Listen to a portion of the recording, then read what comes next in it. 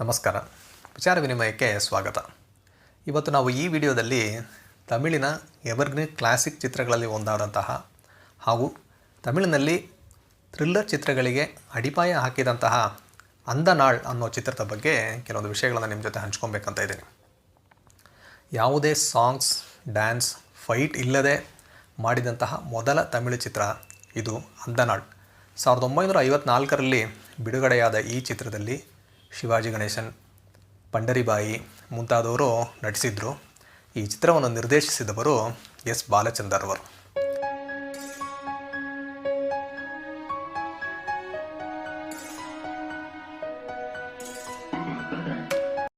ಅಂದನಾಳ್ ಚಿತ್ರದ back drop ಏನು ಅಂತ ನೋಡಿದ್ರೆ, ಎರಡನೇ ಮಹಾಯುದ್ಧದ ವೇಳೆ ಚೆನ್ನೈಯಲ್ಲಿ ನಡೆಯುವಂತಹ ಒಂದು ಕಥೆ ಇದು.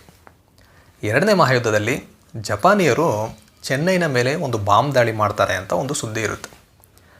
ಆದ್ದರಿಂದ ಆ ಸಂದರ್ಭದಲ್ಲಿ ಚೆನ್ನೈ ನಗರದಲ್ಲಿ ತುಂಬ ಗೊಂದಲಮಯವಾದಂತಹ ಒಂದು ವಾತಾವರಣ ಇರುತ್ತೆ.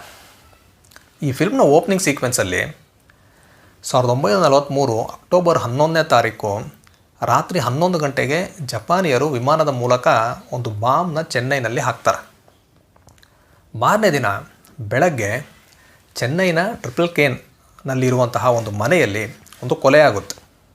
ಒಂದು ಗನ್ ಶಾಟು, ಒಬ್ಬ ವ್ಯಕ್ತಿ ನೆಲಕ್ಕೆ ಉರುಳ್ತಾನೆ, ಪ್ರಾಣ ಬಿಡ್ತಾನೆ. ನೆಕ್ಸ್ಟ್ ಸೀನಲ್ಲಿ ಒಬ್ಬ ವ್ಯಕ್ತಿ ತನ್ನ ಮನೆಯ ಮಹಡಿ ಮೆಟ್ಟಿಲಿಂದ ಫಾಸ್ಟಾಗಿ ಇಳಿತಾನೆ, ಅವನ ಮನೆಯಿಂದ ಹೊರಗಡೆ ಓಡ್ತಾನೆ. ಹಾಗೆ ಟೈಟಲ್ಲು ರೋಲ್ ಆಗುತ್ತೆ. ಆ ಓಡ್ತಾ ಇರೋ ವ್ಯಕ್ತಿ ಒಂದು ಫೋನ್ ಬೂತ್ಗೆ ಹೋಗಿ ಫೋನ್ ಮಾಡೋಕ್ಕೆ ಟ್ರೈ ಮಾಡ್ತಾನೆ. ಫೋನ್ ವರ್ಕ್ ಆಗೋದಿಲ್ಲ. ಅಲ್ಲಿಂದ ಮತ್ತೆ ಅವನು ಓಡ್ತಾ ಇರ್ತಾನೆ. ಆಗ ದಾರಿಯಲ್ಲಿ ಹೋಗ್ತಾ ಇರುವಂತಹ ಒಂದು ಪೊಲೀಸ್ ಜೀಪ್ ಇವನ್ನ ನೋಡಿ ಗಾಡಿಯನ್ನು ನಿಲ್ಲಿಸಿ ಒಬ್ಬ ಇನ್ಸ್ಪೆಕ್ಟರ್ ಬಂದು ಕೇಳ್ತಾರೆ, ಯಾಕೆ ಈ ರೀತಿ ಓಡ್ತಾ ಇದ್ದೆ ನೀನು, ಏನಾಯಿತು ಅಂತ. ಆಗ ಆ ವ್ಯಕ್ತಿ ಹೇಳ್ತಾನೆ, ನನ್ನ ಹೆಸರು ಚಿನ್ನಯ್ಯ ಪಿಳ್ಳೈ ಅಂತ, ನನ್ನ ಪಕ್ಕದ ಮನೆಯಲ್ಲಿ ಒಂದು ಕೊಲೆ ಆಗಿದೆ, ನಾನು ಇದನ್ನು ಪೊಲೀಸವ್ರಿಗೆ ಇನ್ಫಾರ್ಮ್ ಮಾಡಬೇಕಂತ ಓಡಿ ಬರ್ತಾ ಇದ್ದೆ, ಈಗ ನೀವೇ ಸಿಕ್ಕಿದ್ದೀರಾ, ಬನ್ನಿ ಅಲ್ಲಿ ಹೋಗೋಣ ಅಂತ ಪೊಲೀಸವ್ರನ್ನ ಕರ್ಕೊಂಡು ಹೋಗ್ತಾನೆ. ಈ ಇನ್ಸ್ಪೆಕ್ಟರ್ ಹೆಸರು ಪುರುಷೋತ್ತಮನ್ ನಾಯ್ಡು ಮತ್ತು ಅವನ ಜೊತೆ ಕೆಲವು ಕಾನ್ಸ್ಟೇಬಲ್, ಇವರೆಲ್ಲ ಆ ಕೊಲೆಯಾದಂತಹ ಮನೆಗೆ ಹೋಗ್ತಾರೆ. ಆ ಮನೆಗೆ ಹೋಗ್ತಾರೆ. ಅಲ್ಲಿ ಮಹಡಿಯ ಮೇಲೆ ಹೋಗ್ತಾರೆ. ನೋಡ್ತಾರೆ, ಈ ಚಿನ್ನಯ್ಯ ಪಿಳ್ಳೈ ಹೇಳಿದ ಹಾಗೆ ಆ ರಾಜನ್ ಅನ್ನೋ ವ್ಯಕ್ತಿಯ ಹತ್ಯೆ ಆಗಿರುತ್ತೆ. ಅವನ ಪಕ್ಕ ಒಂದು ಗನ್ ಇರುತ್ತೆ. ಅವನು ಫುಲ್ಲು ಕೋಟ್ ಹಾಗೂ ಸೂಟ್ ಹಾಕ್ಕೊಂಡಿರ್ತಾನೆ. ಇನ್ಸ್ಪೆಕ್ಟರ್ ಆ ರೂಮ್ನೆಲ್ಲ ಅಬ್ಸರ್ವ್ ಮಾಡ್ತಾರೆ. ಅವ್ರು ಚಿನ್ನಯ್ಯ ಪಿಳ್ಳೈನ ಕರೆದು ಕೇಳ್ತಾರೆ, ಏನಾಯಿತು ಅಂತ.